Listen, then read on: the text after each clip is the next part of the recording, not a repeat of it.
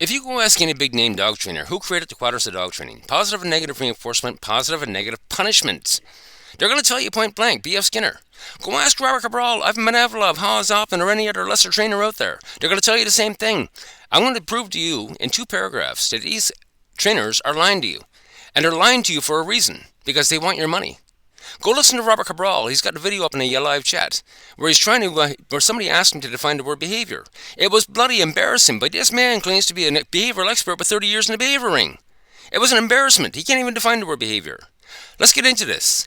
Punishment is easily confused with negative reinforcement. Sometimes called aversive control, and this is the big stick with dog trainers. They turn around, they put punishment and negative reinforcement in the same boat, and they use them interchangeably. They are not. The same stimuli are used, but negative reinforcement might be defined as punishment for not behaving. But punishment is designed to remove a behavior from a repertoire, whereas negative reinforcement generates behaviors. Read that again. Punishment is designed to remove a behavior from a repertoire, whereas negative reinforcement generates behavior. Okay?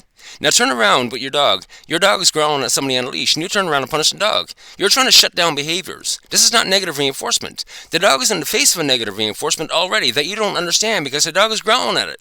It's the negative reinforcement in the environment that's generating the behavior of your dog to fight or flight. That's the reality.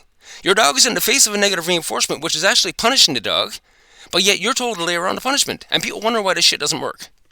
Let's keep on going. Punishing consistencies are just the reverse of reinforcing. Let's read that again. Punishing contingencies are just the reverse of reinforcing. Do I need to read it again? Punishment is not reinforcing. At what point do people need to understand this? Why? Because a behavior is an emotional response to something in the environment, to a negative reinforcement in the environment. When a person spanks a child or threatens to spank him because he's misbehaved, he's presenting a negative reinforcer rather than removing one. And when the government finds an offender and puts him in prison, it's removing a positive reinforcement or a situation which behaviors may be positively reinforced, rather than presenting a negative one. So you're taking away the chance to get a positive reinforcement, because when you put a person in jail, guess what? It's all punishment. And then once they do the crime, they do the time, then they got a record tracking them for the rest of their life. And it's consistent punishment. So you're being punished, and you get a constant threat of punishment. It doesn't work. And B.F. Skinner himself wrote papers against the prison system because it's not a situation where you're actually rehabbing people. It's a situation where it's punishment. It causes a revolving door. If the effect were simply reversed of the effect of reinforcement, a great deal of behavior could be easily explained. Do I need to read that one again? When a behavior is punished, various stimuli generated by the behavior or the occasion are conditioned by the respondent pattern, and a punishment behavior is then displaced by incompatible behavior conditioned as escape or avoidance. We've all heard the incompatible behavior, right? Read that section again.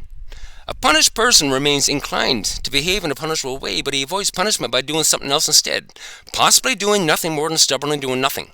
Now, when your dog is standing on a freaking leash doing nothing, they don't know what the hell to do. Is there reward and punishment coming? If I do this, am I going to get punished? They're standing there stubbornly doing nothing. When you keep punishing your dog, when you keep punishing your child, they're going to stand there and do nothing. Why? Because the mind, all the desire to do things is in the mind, and your mind has no implications on your behavior. You have no free will when it comes to your behaviors. Your mind has no impact on your behaviors.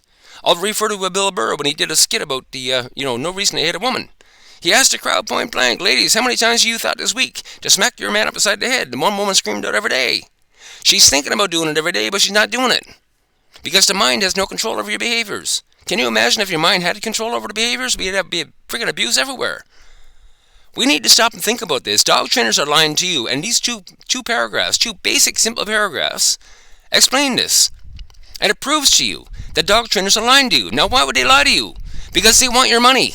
That's the reality. You're going to trainer after trainer after trainer because of the bullshit they're pushing. And this is what they're pushing. This is the opposite of what they're pushing, actually. They're lying to you. And they know they're lying to you. There's no accountability for what's going on. Once you understand what a behavior is, reward and punishment is off the table, ladies and gentlemen. And once you understand what a behavior is, then you shouldn't be killing dogs for behavior in the first place. But yet millions of dogs have died because of this bullshit. How many people out there, let's get a show of hands, how many people have killed their dog because of a behavior? Their trainer, their behaviors, the vet was telling them, you know what, kill the dog, kill the dog, kill the dog. But yet if you ask these people to define the word behavior, they couldn't do it. Have a good day.